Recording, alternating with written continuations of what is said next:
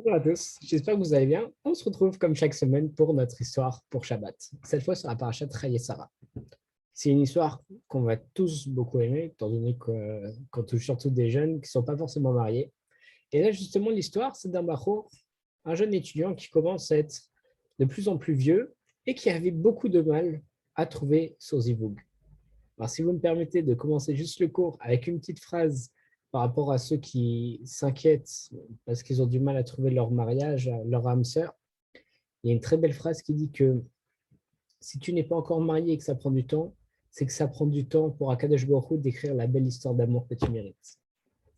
Donc, sur cette citation, on va justement raconter l'histoire d'un Mahour qui vieillissait de plus en plus et qui avait du mal. Il n'arrivait pas à trouver la bonne personne. Et donc, il est allé voir son Rav. Il a dit, Rav, jusqu'à quand?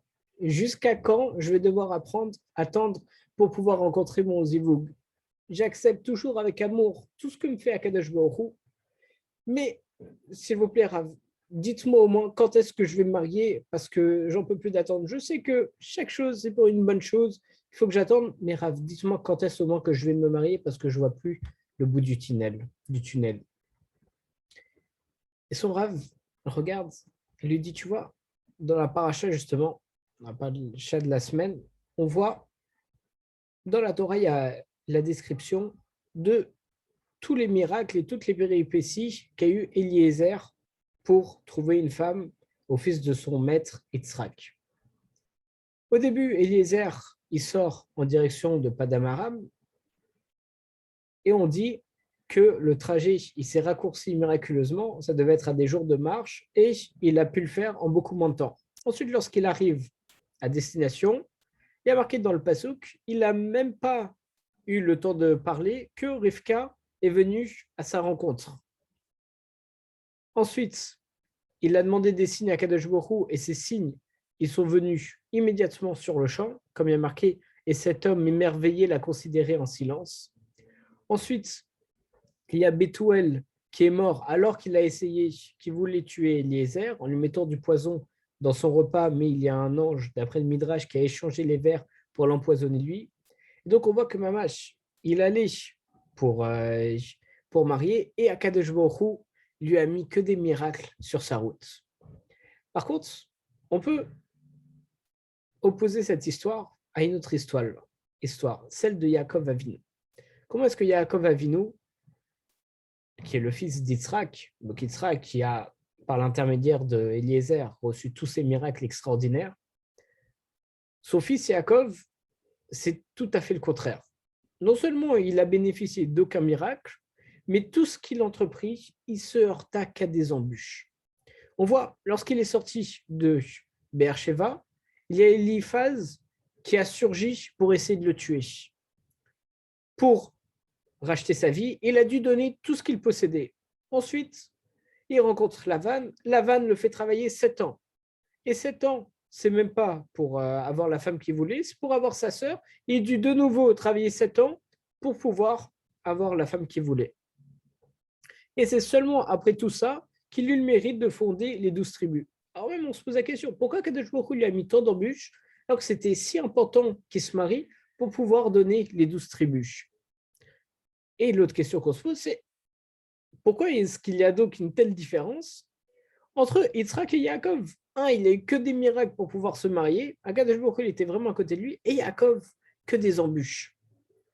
Alors, on peut rapporter une réponse, même si on n'a aucune idée en réalité du niveau spirituel des patriarches, pourquoi est-ce que l'un mérite quelque chose ni quoi que ce soit, mais on peut en tirer une réponse par le sens littéral des choses.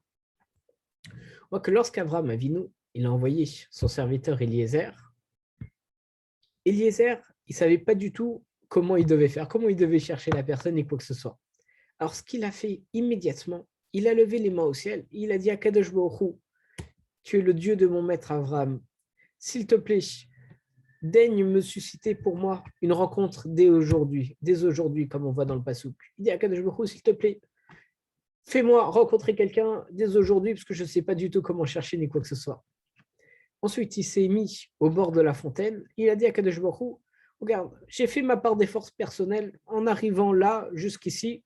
mais maintenant, je ne sais pas du tout quoi faire. Je ne compte que sur toi, Kadosh Baruch Hu, s'il te plaît, aide-moi et envoie-moi quelqu'un de bien. Et dans sa prière, il donna un signe pour trouver la bonne personne en disant, si cette personne, elle me donne à boire à moi et à mes chameaux, alors ça sera la bonne personne.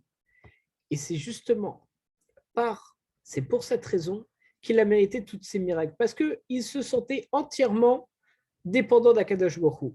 Par contre, lorsque Yaakov il a quitté la maison paternelle, il n'est pas allé chercher son âme sœur.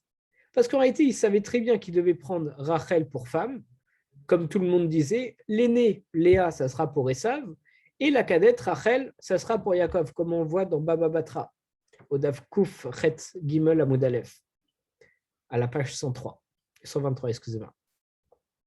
Donc, il a même emporté beaucoup d'argent pour ça.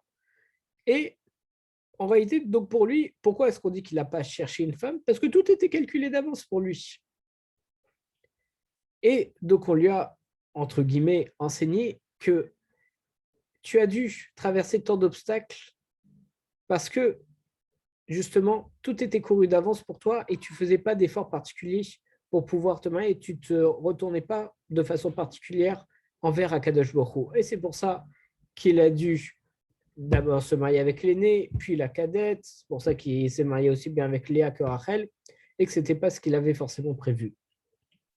Donc justement, en entendant ça, le Bachour, il s'est enfui en courant en sachant que si il savait la finalité, avec qui il allait se marier, à quelle date, alors en réalité, c'est comme si tout était couru d'avance, il n'allait pas faire d'efforts et justement, il allait lui arriver des péripéties comme Yaakov Avinu. Et en parenthèse, on peut aussi apprendre de cette histoire pour repousser l'idée préconçue selon laquelle si un shidour il se heurte à plein d'obstacles, alors ce n'est pas le bon shidour, ce sont des signes pour ne pas se marier avec cette personne. En réalité, non. Parce qu'on voit que Yaakov Avinu, il a eu de nombreux obstacles. Combien il a dû en surmonter pour pouvoir épouser la femme qu'il aime, pour pouvoir épouser Rachel. Et pourtant, c'est grâce à ça et c'est grâce à ces obstacles et grâce à ce mérite qu'il a pu engendrer les 12 tribus. C'est pour ça que si on a du mal à se marier ni quoi que ce soit, il ne faut pas s'inquiéter. Tout a une bonne raison. S'il y a des obstacles, c'est en les surmontant que justement, on va pouvoir avoir de plus en plus de mérites.